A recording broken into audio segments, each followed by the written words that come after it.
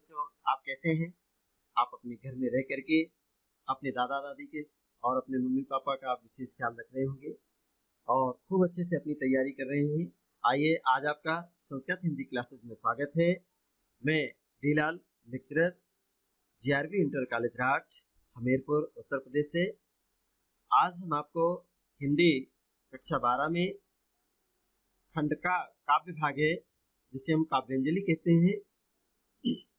आज आपको हम पाठ 2 उद्धव प्रसंग के बारे में बताएंगे, जिसके लेखक कविवर जगन्नाथ दास रत्नाकर जी हैं। प्यारे बच्चों, इसके पहले जो पाठ 1 हमने पढ़ाया है काव्य भाग का, देखिए संपूर्ण हिंदी को 3 भागों में बांटा गया है। पहले गद्य भाग पढ़ाया हमने, फिर संस्कृत पाठ इसका पढ़ाया हमने, इसके बाद हिंदी काव्य भाग पढ़ा रहे हैं।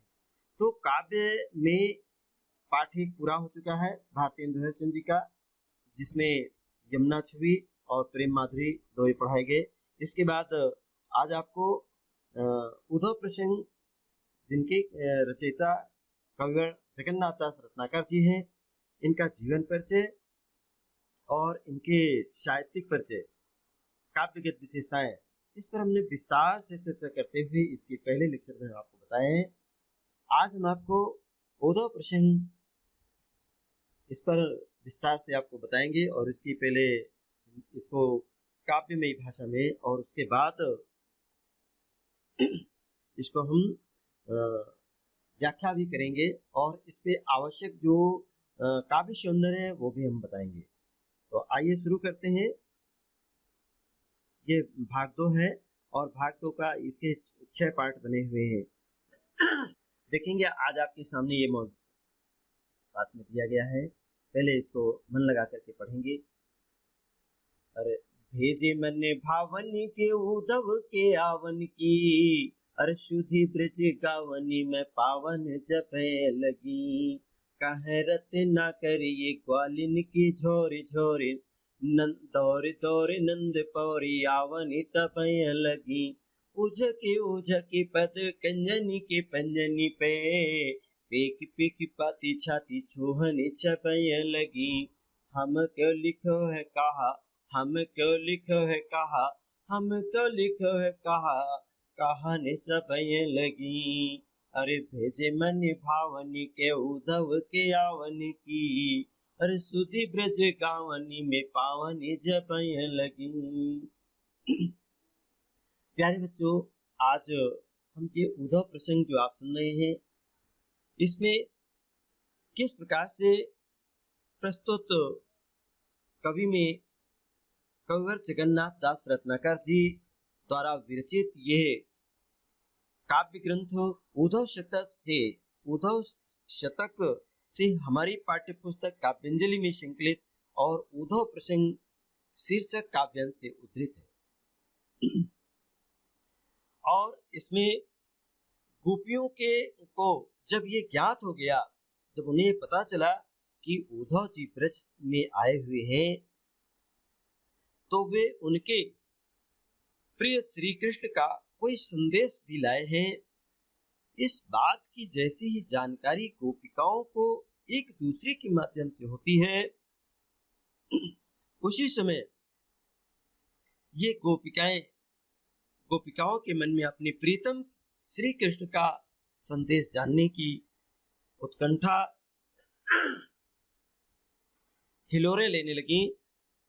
इसी स्थिति का बहुत ही भावपूर्ण वर्णन इस छंद में किया गया है। देखिए, भेजे मन भावन, ये मन भावन शब्द जो आया है, मन भावन जो मन को प्रिय लगने वाले, परम स्नेही या परम प्रिय, उनके गोपियों के परम प्रिय कौन है ये आप जान रहे होंगे, श्री कृष्ण जी।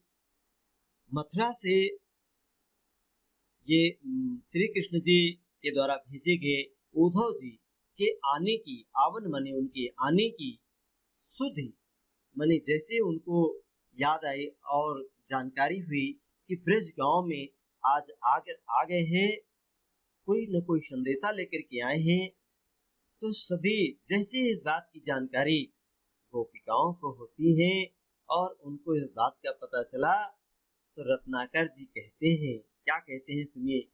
ग्वालिन की झोर झोर, अर्थात ये ग्वालिन, ये गोपियां ब्रज के गांवों से झुंड के झुंड में, झोर झोर के मतलब है एक समूह के रूप में, झुंड के रूप में दौड़ी दौड़ी, अर्थात वो दौड़ दौड़ करके नंद बाबा के पौरी मने दरवाजे पर, कहाँ पर, नंद बाबा के दरवाजे पर आवन मने आने लगी। तभी मने उसी समय जैसे जैसे ब्रज के गांव में ये बात फैली कि श्री कृष्ण जी मथुरा से उद्धव जी को भेजे हैं, तो निश्चय ही हर गोपिकाओं के मन में अपने प्रीतम श्री कृष्ण के प्रति एक अगाध प्रेम होने के कारण उनके अंदर ये उत्कंठा जागृत हो गई कि निश्चय ही हमारे प्रेमी हमको कोई न कोई संदेशा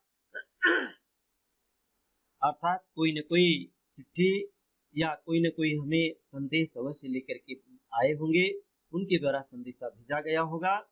तो जैसे ही इस बात की जानकारी मिली तो वो गोपिकाएं मन भावन अर्थात श्री कृष्ण के द्वारा भेजे हुए उद्धव के आगमन की सूचना ब्रज के गांव में जिस समय व्याप्त हुई, उसी समय गोपिकाओं के झुंड दौड़ दौड़ करके नंद बाबा के द्वार पर आने लगी। अपने कमल रूपी चरणों के पंजों पर उचक उचक कर और श्री कृष्ण के द्वारा भेजे गए पत्र को, उनके द्वारा भेजे गए संदेशे को देखने के लिए गोपियों का हृदय क्षोभ से अर्थात विकलता से मिश्रित एक उत्कंठा उनके अंदर जागृत होती है। उस उत्कंठा से भर उठा और सभी को गोपिकाएं, हमको क्या लिखा है, हमारे लिए श्री कृष्ण ने क्या संदेशा भेजा है, हमारे लिए उन्होंने क्या लिखा है, हमारे लिए श्री कृष्ण ने क्या संदेश दिया है, सभी कहने लगी। तात्पर्य यह है कि प्रत्येक को अर्थात प्रत्येक गोपिका को यही उत्कंठा थी कि उनके लिए क्या संदेश भेजा गया है। प्रस्तुत पंक्तियों में देख रहे होंगे, जब व्यक्ति की उत्सुकता एक चरम सीमा पर हो जाती है तो वो चुप नहीं रह पाता है, वरन वो ये पूछने के लिए विवश हो जाती है कि इस छंद में एक गोपिकाओं की उत्सुकता का अत्यंत ही चित्रात्मक वर्णन प्रस्तुत किया गया है और अनुभवों की एक सुंदर व्यंजना है। संपूर्ण छंद उत्सुकतापूर्ण संचारी भाव से ओतप्रोत है। विवरण पूर्णता के साथ गत्यात्मक चित्रण दर्शनीय है इसमें। और इसमें देखिएगा भाषा इसमें हमने दर्शित किया है, नोट में लिखा है भाषा इसमें ब्रज भाषा है। अलंकार इसमें अनुप्रास अलंकार भी है, रूपक अलंकार भी है और पुनरुक्ति, प्रकाश और वीक्षा अलंकार के भी उदाहरण है। जैसे आप यहाँ पर देख रहे होंगे, भेजे मन भावन के उद्धव के आने की आवन की, तो सुधि ब्रज गावन भेजे। अब देखिएगा मन भावन, ये भा और इसमें ये भा, इस प्रकार से के कावर्ण की आवृत्ति, भावर्ण की आवृत्ति, एक या अनेक वर्णों की आवृत्ति जब एक से अधिक बार होती है तो वर्णों की आवृत्ति होने के कारण यहाँ पर अनुप्रास अलंकार होता है। और शुद्ध ब्रज गावन में पावन जबे लगी, रत्नाकर जी कहते हैं कि ग्वालिन की झोर झोर, झुंड के झुंड, ये पुनरुक्ति मतलब उसी शब्द को पुनः कहना। यहाँ पर झोर झोर जो शब्द आया है ये भी अनुप्रास और पुनरुक्ति प्रकाश। नंद दौर दौरी, ये भी पुनरुक्ति प्रकाश। नंद पौरी, नंद बाबा के आंगन, पौरी माने आंगन शब्द आया है, आंगन में आवन तबे लगी। इसके बाद अब उझा की पुनरुक्ति है। और विपाशा कर दी पद कंजनी, ये कंजन पद कमल रूपी पंजों पर खड़ी होकर की, पंजन माने पंजों पर अर्थात कंजन, ये पद कंजन माने ये कमल रूपी या कमलवत चरणों के पंजों पर खड़ी रह करके पेख पेख माने देख देख करके पाती। यहाँ पर रूपक अलंकार, ये पंक्ति आपकी रूपक अलंकार है। तो पेख पेख माने देख देख कर, पाती माने चिट्ठी या पत्री को, छाती छूहने छबे लगी, अर्थात सभी के हृदय में एक विशेष उत्कंठा जागृत हो जाती है। इसके बाद सभी बार बार पूछते हैं कि हमको लिखो कहा, अर्थात हमारे बारे में हमारे प्रीतम प्रेमी श्री कृष्ण ने क्या लिखा है, हमको क्या लिखा है, हमारे बारे में क्या संदेशा कहा है। सभी यही पूछ रही हैं, हमको क्या लिखा है, हमको क्या लिखा है। कहानी सबे लगी, इसमें भाव प्रधान है और गोपिकों के उत्सुकता का बहुत ही चित्रात्मक वर्णन प्रस्तुत किया गया है। अनुप्रास अलंकार, जैसा कि आपको बताया कि अनुप्रास अलंकार, रूपक अलंकार, पुनरुक्ति, प्रकाश अलंकार, वीप्सा अलंकार और इसमें वियोग श्रृंगार है। आपको देखिए बताया गया था कि जब भी विशेष आनंद की अनुभूति होती है तो उस उत्कंठा के कारण कोई भला कैसे स्थिर रह सकता है, अर्थात कुछ न कुछ क्रिया अवश्य करता है। तो इसलिए यहाँ पर वियोग श्रृंगार रचाया, क्योंकि विरह की दशा का वर्णन है। छंद इसमें मनहरण सवया छंद कहलाता है और गुण माधुर्य है, इसमें माधुर्य गुण पाया जाता है। हिंदी में 3 गुण बताए जाते हैं, ओज गुण, प्रसाद गुण, माधुर्य गुण। इसमें माधुर्य गुण का उदाहरण है। और ये शब्द शक्ति, इसमें लक्षणा शब्द शक्ति है, क्योंकि गोपियों की विरह दशा का वर्णन उनके लक्षणों के आधार पर प्रस्तुत किया गया है, इसलिए लक्षणा शब्द शक्ति है। अब आइए इसके बाद हम अगला पद देखेंगे। ये अगला पद आप देख रहे हैं, छंद मनहरण, ये सवया छंद है और इसको पढ़ेंगे पहले। चाहत जो सबस संयोग श्याम सुंदर को, चाहत जो सबस संयोग श्याम सुंदर को, जोग के प्रयोग में ही हो तो बिलस्यो रहे, कहे रत न कर सुअंतर मुखी ध्यान, मंज ही कंज जगी ज्योति में धस्यो रहे, ऐसी करो लीनी आत्मा को परमात्मा में, और जामे जड़ चेतन पिलाश विकिशो रहे, मोह बश जोहत बिछोह जियो जाको छोई, सो तो सब अंतर निरंतर बस्यो रहे, सो तो सब अंतर निरंतर बस्यो रहे। प्यारे बच्चों, बहुत ही सुंदर उदाहरण है इसमें कि गोपिकाएं इस पद में किस तरह से उद्धव ने गोपिकाओं को योग साधना के द्वारा अर्थात ज्ञान मार्ग के अनुसरण करने का उपदेश दिया है कि आप ज्ञान के मार्ग का, योग के मार्ग का प्रयोग करें और उस मार्ग पर चलें। तो अब इसमें एक एक पद के बारे, इस पद में आप देख रहे हैं, चाहत जो सबस संयोग श्याम सुंदर को, श्याम सुंदर अर्थात श्याम सुंदर कहा गया है श्री कृष्ण जी को। उद्धव जी कहते हैं कि ये गोपिकाओं, यदि आप अपने प्रेमी को, श्याम सुंदर को अपने स्वबस माने अपने बस में करके उनको संयोग माने उनसे मिलने की उत्कंठा है आपको, तो योग के प्रयोग में अर्थात किसके योग का प्रयोग करना है, अर्थात योग के माध्यम से अपने प्रेमी को पाना है। ही में विलस्यो रहा, अर्थात हृदय में विराजमान है, उनको आपको याद करना है। रत्नाकर जी क्या कहते हैं, आप फिर से सुने इसी को। उद्धव गोपिकाओं से कहते हैं कि यदि तुम लोग श्री श्याम सुंदर को, श्री कृष्ण को संयोग अर्थात उनसे मिलाप करना चाहते हैं या उनको अपने अधिकार में, अपने बस में रखना चाहती हैं, तो तुम्हारा हृदय योग साधनाओं में रत होना चाहिए। और जब योग साधना में आप रत रहेंगी तो अपनी अंतरात्मा की ओर उन्मुख एवं आत्मा में लीन होकर के, अपने आप में लीन होकर के तुम्हें अपने हृदय कमल में प्रकाशित की ज्योति को के रूप में अर्थात ज्योति में लीन रहना चाहिए। तुम अपनी आत्मा को ब्रह्मा में इस प्रकार मग्न कर दो, इस प्रकार लीन कर दो, जिसमें जड़ और चेतन का आनंद उसमें दिखलाई पड़े, अर्थात जड़ और चेतन का आनंद प्रकाशित हो जाए।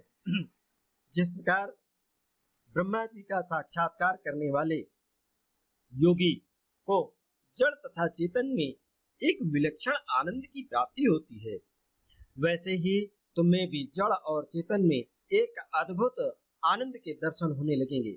इस विधि से तुम अपनी आत्मा को ब्रह्मा में लीन कर दो। अज्ञानवश तुम दुखी होकर के जिसके वियोग का अनुभव करती हो, वो तो सभी के हृदय में सदैव निवास करता है। ये इसकी व्याख्या हुई। अब इसका भावार्थ आप देखिए कि काव्य सुंदर में जोग के प्रयोग, यहाँ पर आया है एक शब्द जोग के प्रयोग में हियो तो विलस्योर है। ये जोग के प्रयोग माने होता है योग के उपाय, योग के उपाय और अंग जिनके साधन से योग सिद्धि संभव होती है। इसमें मुहावरे का सुंदर प्रयोग भी किया गया है। सुअंतर्मुखी है ध्यान, मंज ही कंज में जगी ज्योत में धस्यो रहे। प्यारे बच्चों, इसमें सुंदर मुहावरों का भी प्रयोग किया गया है। भाषा इसकी यदि आप इसमें वर्णित करेंगे तो भाषा इसकी ब्रज है। इसमें अलंकार देखिएगा, अनुप्रास अलंकार, यमक अलंकार एवं पद मैत्री अलंकार का भी प्रयोग किया गया है। और इसमें शांत रस है। जब हम कोई आध्यात्म की बात करते हैं, कोई ज्ञान और योग की बात करते हैं, तो वहां पर शांत रस होता है। छंद इसमें मनहरण सवया छंद है और प्रसाद गुण है, क्योंकि इसमें ज्ञान दिया जा रहा है, शिक्षा दी जा रही है, उनको सिखाया जा रहा है कोई बात को। प्रसाद गुण है, शब्द शक्ति इसमें लक्षणा है। इसमें आत्मा और परमात्मा के लक्षण को प्रकट किया गया है, इसलिए इसमें लक्षणा शब्द शक्ति है। और इस प्रकार दूसरे पद की भी व्याख्या की गई और उसी काव्य संक्षिप्त इसका काव्य सुंदर भी बताया गया। आइए अगला पद हम लेकर चलते हैं।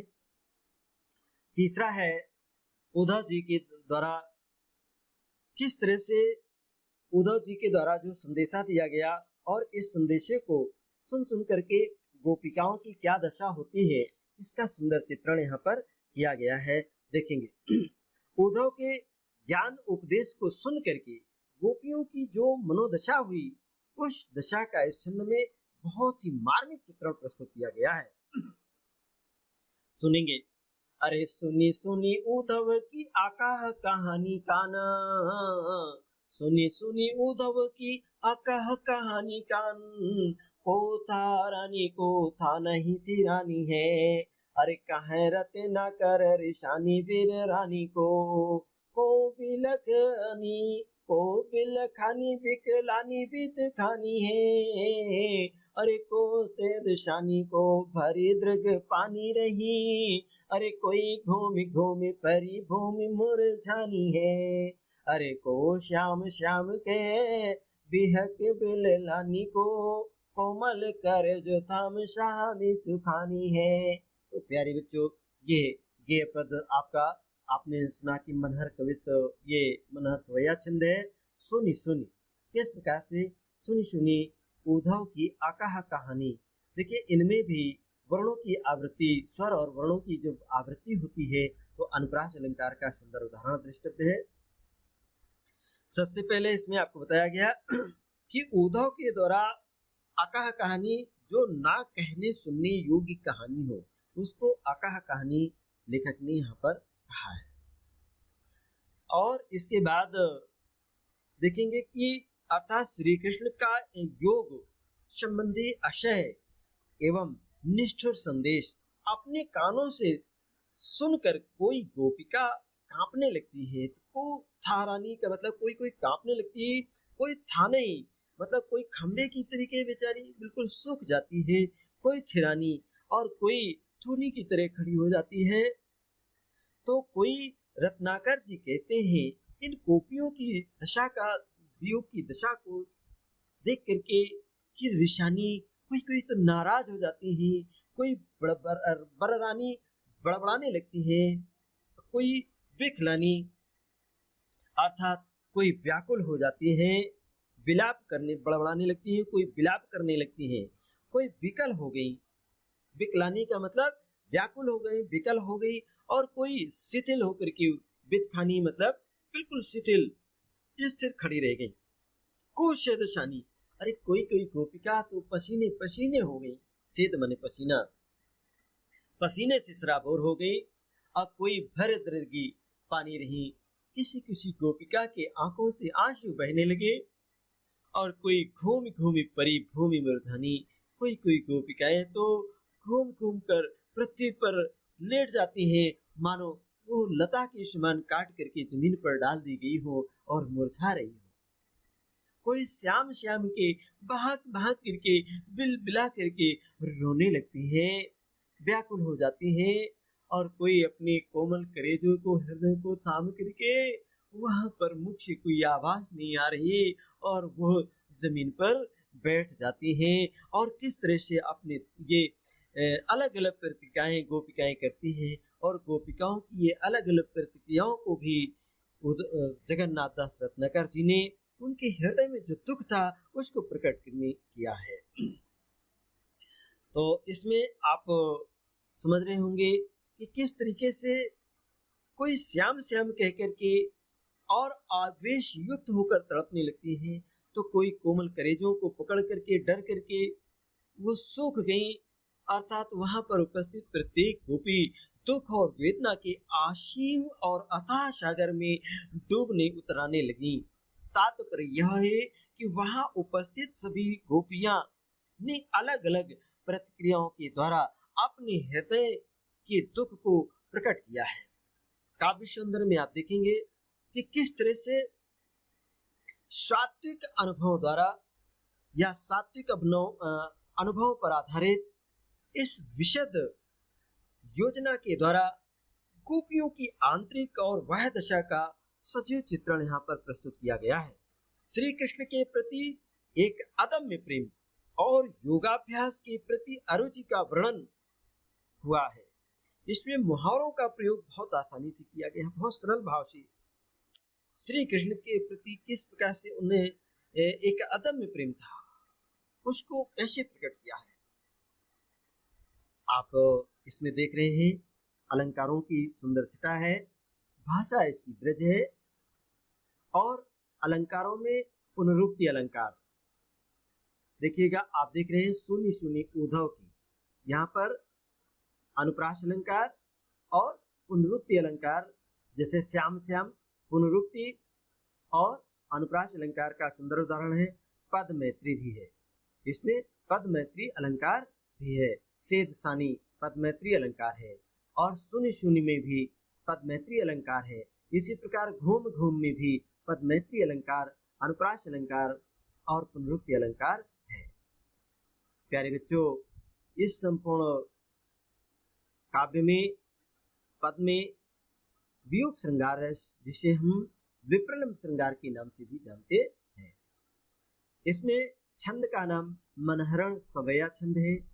इस संपूर्ण काव्य में आप देख रहे हैं प्रसाद गुण है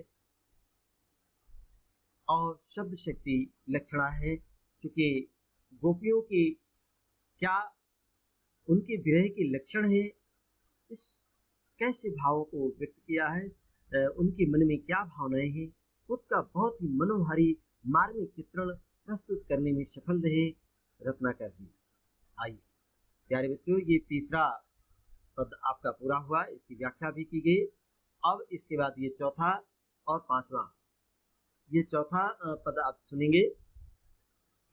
आइए पहले इसको पढ़ते हैं, और एक हमारे साथ भी पढ़ने का, इसको बोलने का प्रयास करें, क्योंकि ये काव्य है, काव्य को काव्य की तरह ही पढ़ा जाए। प्यारे बच्चों, कान दूत कह दो ब्रह्म दूत है पधारे आप, अरे कान दूत कह दो ब्रह्म दूत है पधारे आप, अरे धरे प्रण फेरने के मति ब्रज बारी की, कह रत न करे पे प्रीति रीति जानती ना, कह रत न करे पे प्रीति रीति जानत ना, ठानते या नीति यानी रीति लया नारी की, अरे मान्यो हम कान ब्रह्म एक ही कहो जो तुम, अताहु हमें भावती न भावना अनारी की। जय है बनी बिगड़ी न बारिद ता बारिदी की, बूंदिता बिलई है बूंद बिबसी बिचारी की, बूंदिता बिलई है बूंद बिबसी बिचारी की।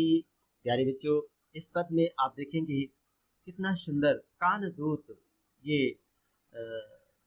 आप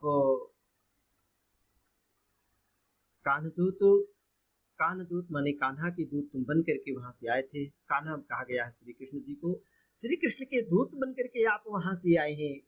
गोपिकाएं उद्धव जी से कहते हैं कि उद्धव ने अपने उपदेश में ब्रह्मवाद और आत्मा और परमात्मा को, ये आत्मा और परमात्मा को प्रकट करने के बारे में बताया कि किस तरह से एक विपरीत ब्रह्मवाद और आत्मा तथा परमात्मा की अभेदता का प्रतिपादन किया गया है।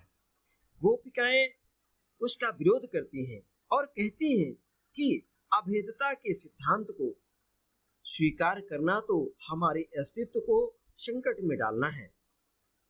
प्यारे बच्चों, गोपिकाएं उद्धव से पूछती हैं कि हे उद्धव जी, क्या पूछती हैं कि हे कान्हा दूत, हे उद्धव जी, आप कान्हा के दूत बनकर के आए थे। हे उद्धव जी, आप ब्रजबालाओं की बुद्धि को बदलने की प्रण लेकर के आप आए हैं क्या? ब्रह्मदूत अर्थात श्री कृष्ण के दूत बनकर के यहाँ आए थे, अथवा ब्रह्मा के दूत के रूप में आप आए हैं। कहने को तो आप श्री कृष्ण के दूत बनकर के आए हैं, कहने को तो आप कान्हा के दूत अर्थात श्री कृष्ण के दूत बनकर के आप आए हैं, लेकिन आप ऐसा प्रतीत होता है कि आप ब्रह्मा के दूत के रूप में यहाँ पर आए हैं। ब्रह्मदूत, ब्रह्मा जी के दूत बनकर के आप पधारे हैं। धारे प्रण प्रेरण के, आपने प्रण कर लिया है। क्या प्रण किया है? कि इन ब्रज की जो ब्रजबारी है, अर्थात इन कोमल हृदय वाली इन गोपिकाओं की मति माने बुद्धि को फेरने माने पलटने का, इनको अपने योग का ज्ञान के माध्यम से इनको अपने बुद्धि के अनुसार बनाने का अपने संकल्प लेकर के वहां से आए हैं। रत्नाकर जी कहते हैं, क्या कहते हैं आप सुनेंगे। फिर भी आप यहाँ पर ब्रह्मा जी की चर्चा ही कर रहे हैं। किसकी चर्चा कर रहे हैं? फिर भी आप ब्रह्मा की ही चर्चा कर रहे हैं, अर्थात यहाँ पर श्री कृष्ण की चर्चा नहीं कर रहे हैं। हे उद्धव, आप प्रेम की रीति को नहीं जानते हैं। क्या कहते हैं? रत्नाकर की कहते हैं कि सभी गोपिकाएं उद्धव जी से कहने लगे कि प्रीत रीति जानत ना। आप हे उद्धव जी, प्रेम की रीति को आप नहीं जानते हैं। ठानत या नीति यानी रीति ले अनारी की, आप अनाड़ियों की सी बात कर रहे हैं। तात्पर्य है कि आप कहने के अनुसार श्री कृष्ण ये अनाड़ियों के, देखिएगा बताया कि इसीलिए आप अनाड़ियों और बुद्धिहीनियों जैसा व्यवहार करके अन्याय कर रहे हैं, सही नहीं कर रहे। आप कहने के अनुसार यदि आप हमने श्री कृष्ण और ब्रह्मा को एक ही मान लिया तो भी हमें ये अभेदता, ये एकत्व भाव का विचार अच्छा नहीं लगता है। आप तो स्वयं जानते हैं कि समुद्र में से बूंद के मिल जाने पर समुद्र की असीमता का कोई फर्क नहीं पड़ता है। यदि समुद्र में बूंद के मिल जाने पर समुद्र में उसकी धारता में कोई परिवर्तन होने वाला नहीं है, लेकिन उस समुद्र का कुछ बिगड़ने वाला नहीं है, परंतु हमारा तो अस्तित्व ही समाप्त हो जाएगा। हम बूंद हैं। गोपिकाओं अपने को बूंद कहती हैं और ब्रह्मा जी को अथाह समुद्र कहते हैं। समुद्र में एक दो बूंद अगर मिल भी जाती है तो समुद्र का कुछ भी बनने बिगड़ने वाला नहीं है, लेकिन जो बूंद समुद्र में मिल जाएगी उस बूंद का क्या होगा? वो बूंद का तो अस्तित्व ही समाप्त हो जाएगा। अर्थात हम गोपिकाओं का तो अस्तित्व ही, हमारे प्रेम का अस्तित्व ही समाप्त हो जाएगा। अर्थात यहाँ पर गोपियों के ऐसा कहने का तात्पर्य यह है कि ब्रह्मा समुद्र के समान विशाल है, हम बूंद के समान बहुत सीमित और तुच्छ है। समुद्र में कुछ बूंदे मिल जाएं अथवा ना मिले, उससे समुद्र पर कोई प्रभाव नहीं पड़ता है, किंतु यदि बूंद समुद्र में मिल जाएगी तो उस बूंद का अस्तित्व निश्चय ही समाप्त हो जाएगा। इसी प्रकार यदि हम ब्रह्मा की आराधना करती हैं, ब्रह्मा जी की आराधना करती हैं, तो उसमें लीन होकर के हमारा अस्तित्व ही समाप्त हो जाएगा। जबकि श्री कृष्ण की आराधना करते हुए भी हमारा अस्तित्व बना रहेगा, अर्थात हम अपने आप को बनाए रखेंगे। बहुत ही सुंदर भावपूर्ण यहाँ पर गोपियों की मनोदशा का चित्रण प्रस्तुत किया गया है। काव्य सुंदर के रूप में आप थोड़ा सा ध्यान देंगे कि यहाँ गोपियों ने आत्मा तथा परमात्मा की अभेदता को अस्वीकार कर अद्वैतवाद का विरोध किया। इस विरोध के माध्यम से भक्तिवाद की प्रतिष्ठा अव्यक्त होती है। गोपियों के हृदय की सरलता और कथन की व्यंग्यात्मकता सुंदर दर्शनीय है। ये देखने के लिए स्मरण करने योग्य है। इसमें मुहावरों का सुंदर सार्थक प्रयोग हुआ है। इसमें ध्यान देंगे, भाषा ब्रज भाषा है, अलंकार अनुप्रास और यमक श्लीष दृष्टांता तथा पद मैत्री अलंकारों का सुंदर वर्णन किया गया है, अलंकारों से सजाया गया।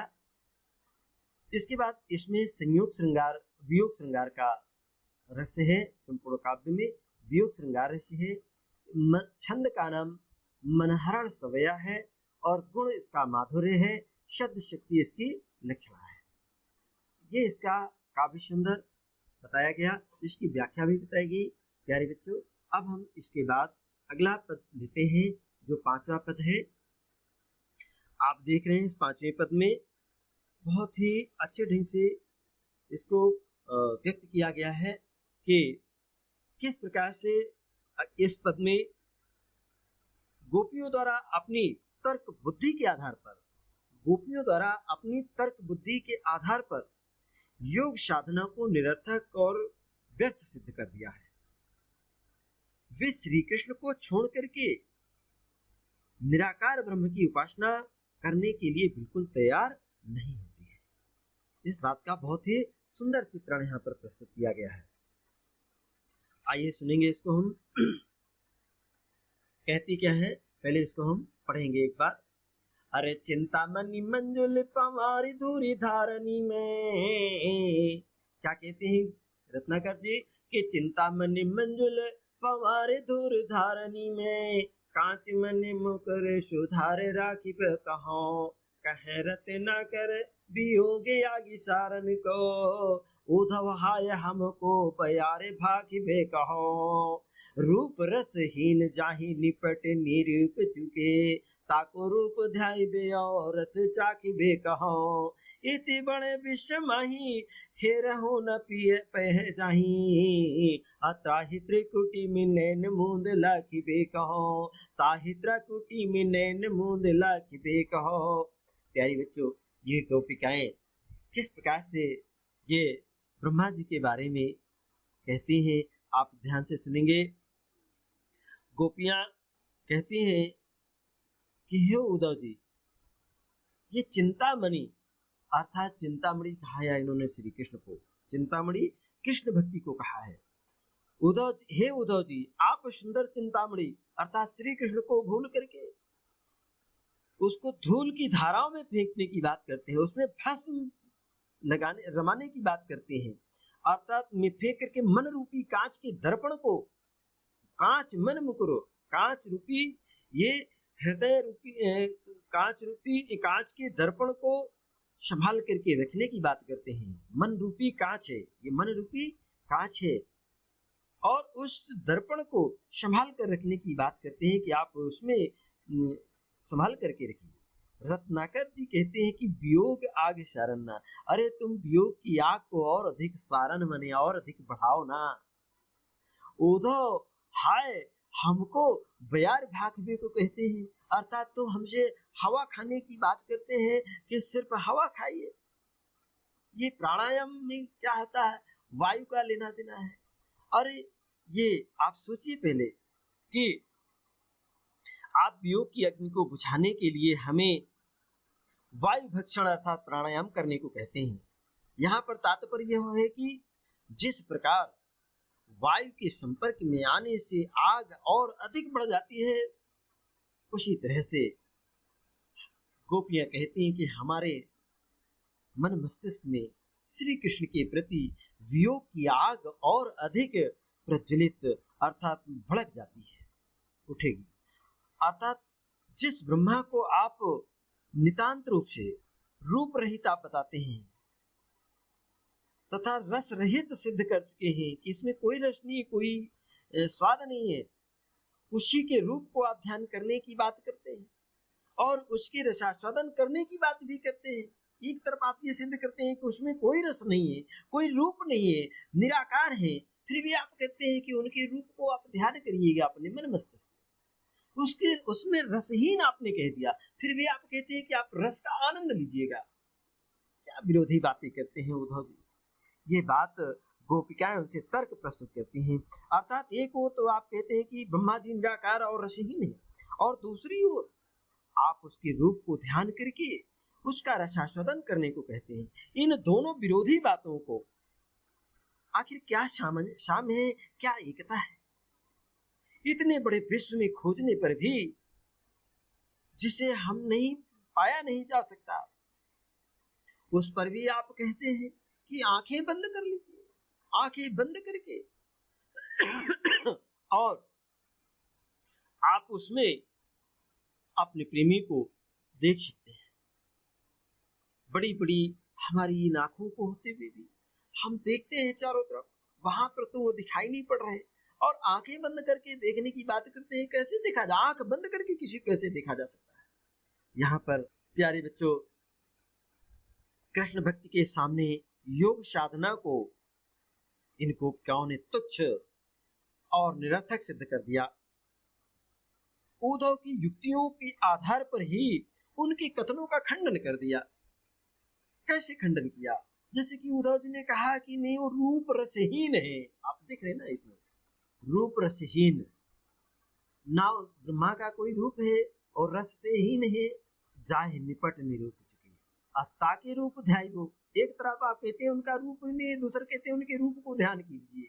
दूसरी बात आप कहते हैं कि रसहीन है, और फिर यहाँ रस चाखियो है, अर्थात रस का रसास्वादन करने की बात करते हैं।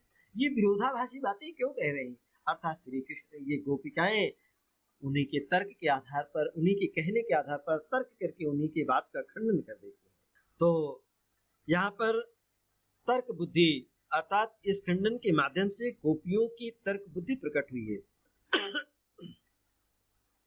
प्यारे बच्चों, सुंदर मुहावरों का सुंदर प्रयोग इसमें परिलक्षित है।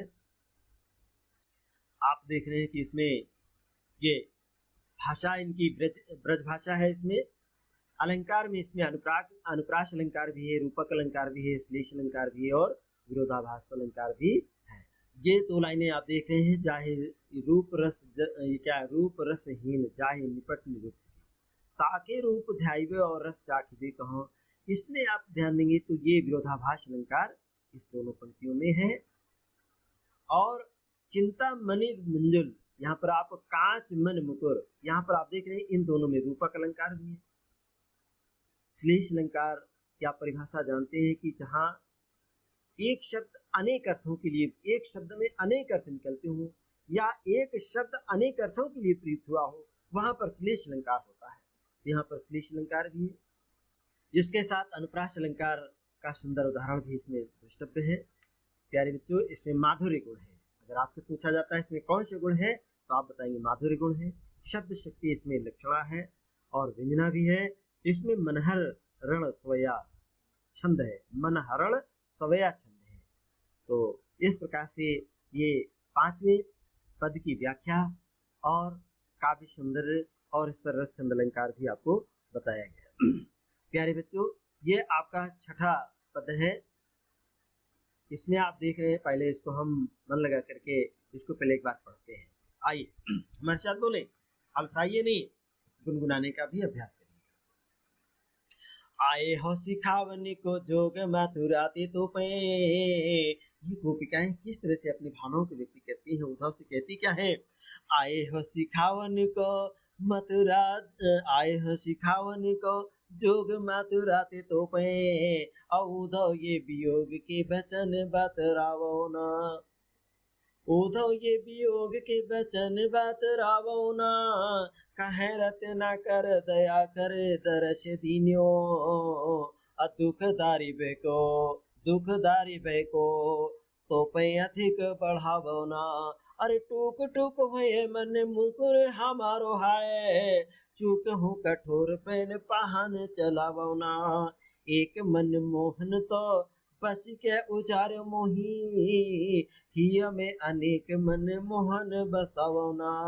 ये गोपिकाएं कहती हैं कि एक मनमोहन तो हमारे हृदय में बस करके हमको उजाड़ किया, निराश कर दिया, और अब हमारे हृदय में अनेक मनमोहन और ना बसाइए, और अधिक निवास करने की बसाने की उसमें निवास कराने की कोशिश ना कीजिएगा। तो इस प्रकार से उद्धव जी मथुरा से योग की शिक्षा देने के लिए आए हैं। उनके योग शब्द का जो योग है, योग और जोग, इनमें दोनों में देखिएगा किस तरह श्लेष अलंकार है। योग शब्द का श्लेष के आधार पर यहाँ पर संयोग अर्थ है। और ये गोपिकाएं कहती क्या है, हे उद्धव जी, यदि आप मथुरा से योग अर्थात मिलन की शिक्षा देने आए थे, योग का मतलब यहाँ पर मिलन की शिक्षा देने आए थे, तो कृपया ये वियोग की बातें मत कीजिएगा। अब ये वियोग की बातें मत बताइएगा। बतरावो मने बताइए ना। रत्नाकर जी क्या कहते हैं, आपने हमारे दुखों को दूर करने के लिए दया करके अपने दर्शन दिए हैं। हमारे वियोग के, हमारे कष्ट को दूर करने के लिए आप वहां से आकर के हमें जो दर्शन दिए हैं, तो वियोग की बातें करके हमारे दुख को और अधिक मत बढ़ाइएगा। ऐसा करने से हमारा मन रूपी दर्पण, देखिए हमने कहा था ना रूपक अलंकार है, तो ये मन रूपी दर्पण आपको आया है, हमारे मन रूपी दर्पण के टुकड़े टुकड़े हो जाएंगे। इसलिए भूल से भी कठोर रूपी वचन, ये कठोर मुहावरा के रूप में प्रयोग किया, कठोर वचन अर्थात मन मुकुर, मन रूपी ये आया है, मन रूपी शीशा, ये हृदय रूपी शीशे में हृदय रूपी दर्पण या हमारा मन रूपी दर्पण के टुकड़े टुकड़े हो जाएंगे। इसलिए भूल से भी इसमें कठोर वचन रूपी पत्थर मत चलाइए। अर्थात ऐसा करने से एक मनमोहन श्री कृष्ण ने तो हमारे हृदय में बस करके हमें उजाड़ कर दिया है। एक मनमोहन तो बस के हमारे हृदय में निवास करके हमें उजाड़ कर दिया है। अब हे उद्धव जी, हमारे हृदय में अनेक मनमोहन मत बसाइएगा, हमारी अब और अधिक दुर्दशा मत करवाइएगा। श्री कृष्ण ने तो हमें इतना अधिक पीड़ित किया है, जब हृदय में अनेक श्री कृष्ण होंगे तो हमारी कैसी दुर्दशा होगी, इसका अनुमान सहज ही लगाया जा सकता है। इसलिए यहाँ पर श्री कृष्ण के प्रति गोपिकाओं के मन में एक अगाध प्रेम भाव प्रदर्शित किया, और उद्धव जी के द्वारा दिए गए संदेश को उन्होंने योग को निरर्थक सिद्ध कर दिया। प्रस्तुत छंदों में देखिए, स्त्रियों की जो मनोवैज्ञानिकता का, उनको जो मनोविज्ञान होता है, इसका अत्यंत सुंदर चित्रण यहाँ पर रत्नाकर जी ने प्रस्तुत किया है। स्त्रियों का ये स्वभाव होता है कि वे कुछ का कुछ अर्थ लगा ले जाती हैं। यहाँ मुहावरों का सुंदर प्रयोग हुआ है। ये कठोर बेन क्या है, पाहन चलावाना, ये कठोर रूपी वाणी, पत्थर रूपी ये वाणी मत चलाइएगा, इसके प्रयोग मत करिए। ब्रज भाषा, इसमें भाषा ब्रज है, आप देख रहे होंगे संपूर्ण काव्य में ब्रज भाषा, और अलंकार में अनुप्रास अलंकार, रूपक अलंकार, पुनरुक्ति प्रकाश अलंकार और वक्रोक्ति अलंकार, ये आपके अलंकारों के उदाहरण इसमें अलंकार से इसको सजाया गया है। अनुप्रास अलंकार से, रूपक अलंकार से, मनमुकुर, ये अनुप्रास अलंकार, मनमुकुर आपका रूपक अलंकार, और ये टूक टूक मनमुकुर, इसके बाद ये कठोर बैन पाहन चलावना, ये पुनरुक्ति प्रकाश या ये वक्रोक्ति, इसमें अलंकारों से इस काव्य को सजाया गया। गुण रस इसमें वियोग श्रृंगार रस है और छंद का नाम मनहर रण सवया छंद है। गुण इसमें माधुर्य है। शब्द शक्ति जहाँ पर श्रृंगार देखिएगा, वियोग श्रृंगार या श्रृंगार रस होता है वहाँ पर माधुर्य गुण होता है और शब्द शक्ति इसकी लक्षणा और व्यंजना दोनों है। इस प्रकार से प्यारे बच्चों, ये आज हम आपको इतना ही पढ़ाएंगे और ये आप देख रहे होंगे स्मार्ट नॉलेज टेक पे आप क्लिक करें तो भी आपको इसमें सारे PDF और भेजे जाएंगे और सारे इसके लेक्चर्स हम आपको जो भी पढ़ाएंगे वो लेक्चर आपको मिलेंगे। अधिक से अधिक अपने साथियों से कहें इस पर जुड़े। ये आपका YouTube चैनल भी चलता है, इसमें भी आप बेल आइकन को दबाएं। ये इसको सब्सक्राइब करना मत भूलें, इसको सब्सक्राइब करना मत भूलें प्यारे बच्चों, ताकि आपको सबसे पहले जो वीडियो डाली जाए उसको पढ़ने को मिले। और ये आरोग्य सेतु ऐप जिसे भारत सरकार आप सबको इस समय कोरोना जैसी महामारी से बचने के लिए ये ऐप डाउनलोड कराने के लिए निरंतर आप सभी को एक अपील करती है। साथ ही उत्तर प्रदेश सरकार ने हम सभी को कोरोना वायरस से बचने के लिए और उसके बचने का क्या उपाय है इसके लिए आयुष कवच ऐप को डाउनलोड करने के लिए कहा गया है। तो आयुष कवच ऐप भी आप डाउनलोड कर लें और उसका लाभ लें। इसके साथ ये व्हाट्सएप पे भी इससे जुड़े और व्हाट्सएप पे भी आपको PDF और सारे लेक्चर हमारे दिए जाते हैं। इनसे अधिक से अधिक अपने साथियों से कहें जुड़ें और इसी के साथ अपना ख्याल रखें। तब तक के लिए आपको बहुत बहुत धन्यवाद। अगले लेक्चर में हम फिर मिलेंगे। बहुत बहुत धन्यवाद।